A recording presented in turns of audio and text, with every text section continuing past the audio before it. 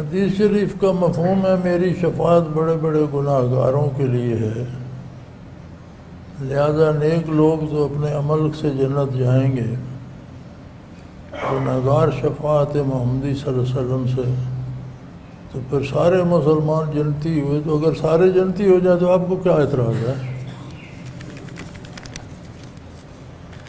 آپ کوئی ساروں کو روکنے کے لیے بیٹھے؟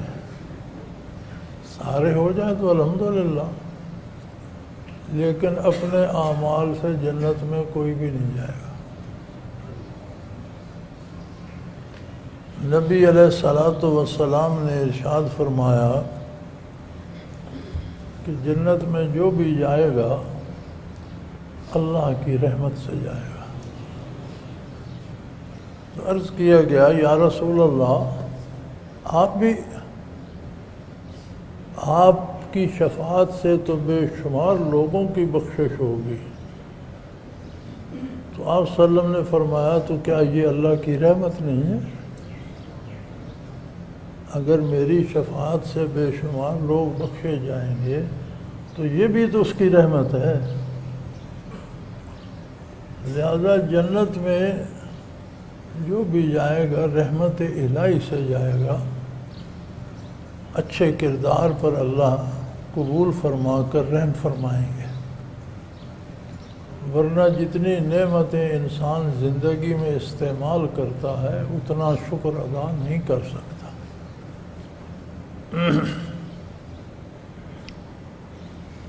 بنی اسرائیل کا ایک واقعہ جبرائیل امین نے بارگاہ رسالت پناہی میں عرض کیا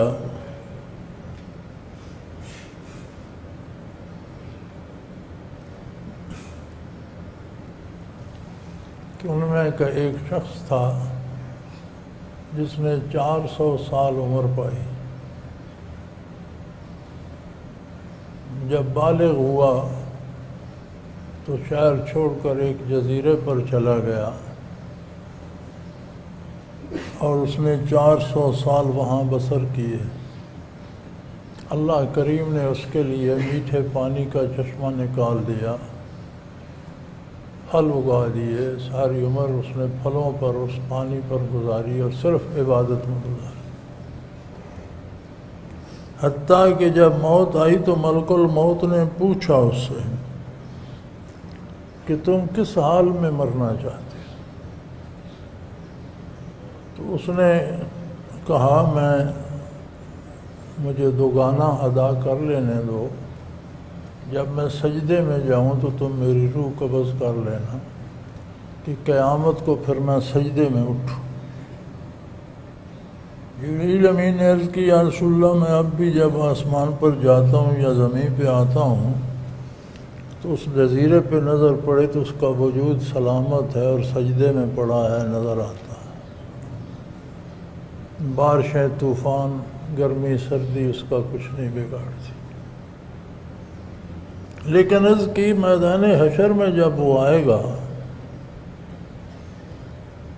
حساب کتاب پیش ہوگا تو ارشاد ہوگا اذهبوا ابدی بجنتی الی جنتی برحمتی، میرے بندے کو میری جنت میں میری رحمت سے لے جاؤ۔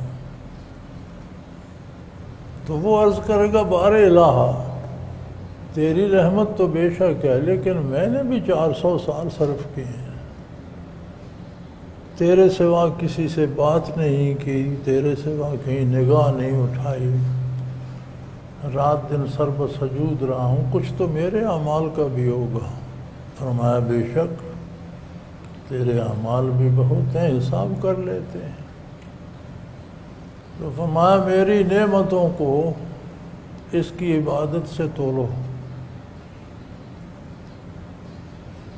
تو ارشاد ہوتا ہے کہ صرف نظر جو اس نے استعمال کی 400 سال، پہلے وہ پلڑے میں رکھی جائے گی، دوسرے پلڑے میں 400 سال کی عبادت، تو عبادت کم پڑ جائے گی، باقی ساری نعمتیں پیچھے رہ جائیں۔ ارشاد ہوگا حساب کتاب چاہتا ہے تو اب جتنی کمی ہے اتنا عرصہ جہنم میں رہے،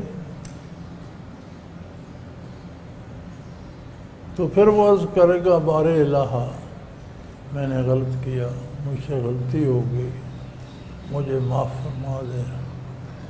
تو ارشاد ہوگا اس کی مرضی پر چھوڑ دو، حساب چاہتا ہے تو اس سے پورا کرو، رحمت چاہتا ہے تو جنت میں بھیج دو۔ تو بھائی کس کے اعمال اتنے ہیں کہ وہ جنت جائے گا؟ ہاں، اعمال، نیک اعمال کی وجہ سے اللہ کی رحمت ہوگی اور رحمت الہی اسے جنت میں لے جائے گی۔ باقی رہے شفاعت، تو یہ یقینی بات ہے آپ کی، ہر مسلمان بالآخر جنت میں جائے گا، یہ طے شدہ بات۔ بے پناہ لوگ شفاعت نبوی سے بخشے جائیں گے، صحابہ شفاعت کریں گے، شہداء شفاعت کریں گے، اہل اللہ شفاعت کریں گے، معصوم بچے بلوغت سے پہلے جو مر جاتے ہیں وہ شفاعت کریں گے۔ جب ارشاد ہوگا انہیں جنت بھیج دو تو وہ کہیں گے اللہ میری ماں کو بھیجو، میرے باپ کو میرے ساتھ بھیجو۔ تو بہت سے طریقے ہیں اس کی بخشش کے جو سب اس نے خود ہی بنائے ہیں۔ اس کے بعد بھی جو جہنم میں رہ جائیں گے تو اللہ کریم فرماتے ہیں کہ جس کے دل میں رائی برابر بھی ایمان ہوگا وہ بھی اٹھا لیا جائے گا۔ اور جنت میں کچھ ایسے لوگ ہوں گے جن کے جسم جہنم میں جل چکے ہوں گے اور پھر انہیں نئے جسم دیے جائیں گے، کیونکہ نبت من السحت، جسم کا جو گوشت، جو ہڈیاں پٹھے حرام سے بنیں گے، النار اولا بھی، وہ آگ ہی میں جلیں گے۔